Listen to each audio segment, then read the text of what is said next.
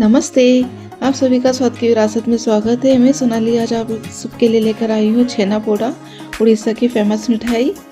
इसके लिए हम एक बड़े भगोने में लेंगे 2 लीटर दूध गाय का, और दूध में उबाल आने तक सबसे हम सिरका रेडी करते हैं। यहाँ पर मैंने 1 टेबल स्पून सिरका लिया है और उसमें थोड़ा सा पानी ऐड किया। दूध उबाल आने पर अब मैं इस सिरके का मिश्रण को इसमें मिक्स करूँगी, और जब तक ये कडल होता है मैं इसे तेज आंच पे ही उबालते हुए इसका छेना रेडी करूँगी। अच्छा, यहाँ पर मैं आपको एक चीज़ और बताने जा रही हूँ। क्या आपने कभी फिटकरी से पनीर बनाया है? एक बार क्या हुआ, मेरे कोविड का टाइम था और मेरे पास ना उस समय नींबू था और ना ही मेरे पास सिरका था।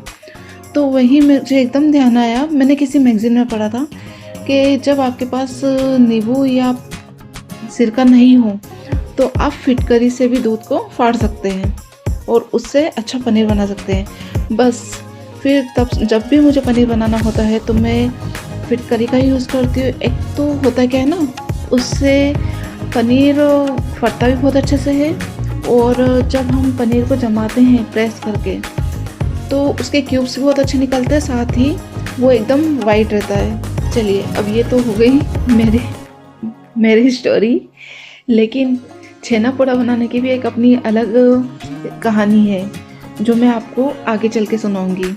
तो यहाँ छेना तैयार हो गया है।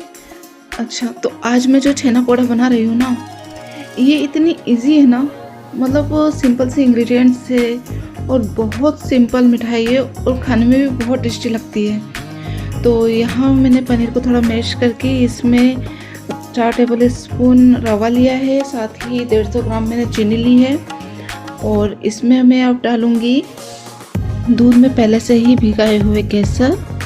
अब यहाँ पर मैं एक चीज़ बताऊँगी, जो छेना पोड़ा है ना, ये पारंपरिक मिठाई है और इसमें केसर का यूज़ नहीं किया जाता है।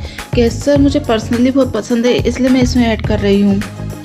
जब तक हमारा मिश्रण तैयार हो रहा है तब तक आइए जानते हैं छेना पोड़ा की दिलचस्प कहानी।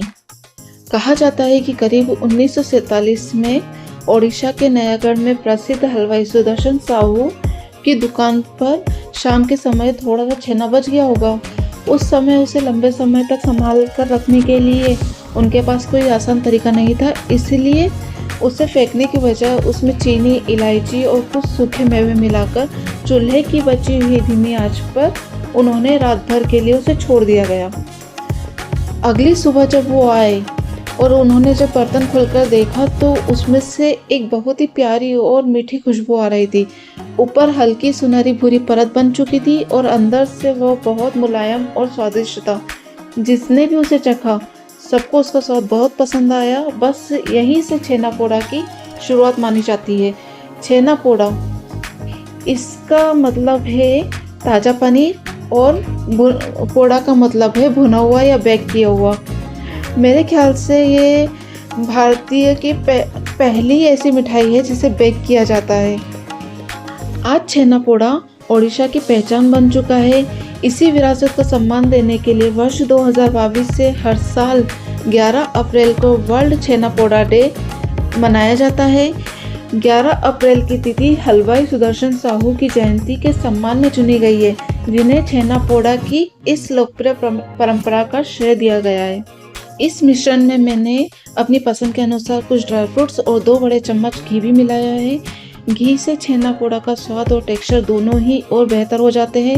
अब इस मिश्रण को एक ग्रीस लगी हुई बेकिंग डिश में मैंने ट्रांसफ़र किया ताकि इसे मैं बेक कर सकूं।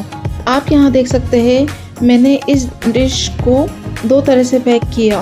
पहला मैंने माइक्रोवेव में कन्वेक्शन मोड पर 180 डिग्री पर करीब 45 मिनट्स तक बेक किया, और साथ ही यहाँ पर एक कढ़ाई में मैंने नमक की लेयर बिछाई है और उसके ऊपर डिश रखी, और इसको मुझे बनने में करीब 1.25 घंटा लगा है।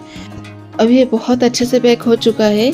इसको मैं एक बोर्ड पे ठंडा होने के लिए ग्लास से निकाल के रखूँगी, और आप देख सकते हैं ये कितना अच्छे से कैरामलाइज्ड हुआ है, और साथ ही इसका टेक्सचर भी बहुत अच्छा आया है। ये जितना ऊपर से क्रिस्पी दिख रहा है उतना ही अंदर से सॉफ्ट भी है। तो अब मैं इसे कुछ देर ठंडा होने के लिए रखूँगी। आपको ये आज की रेसिपी कैसी लगी प्लीज़ आप मुझे कमेंट में ज़रूर बताइए और लाइक शेयर सब्सक्राइब फॉलो करना ना भूलें। तो चलिए अब हम मिलते हैं नई रेसिपी के साथ। Tata bye bye take care.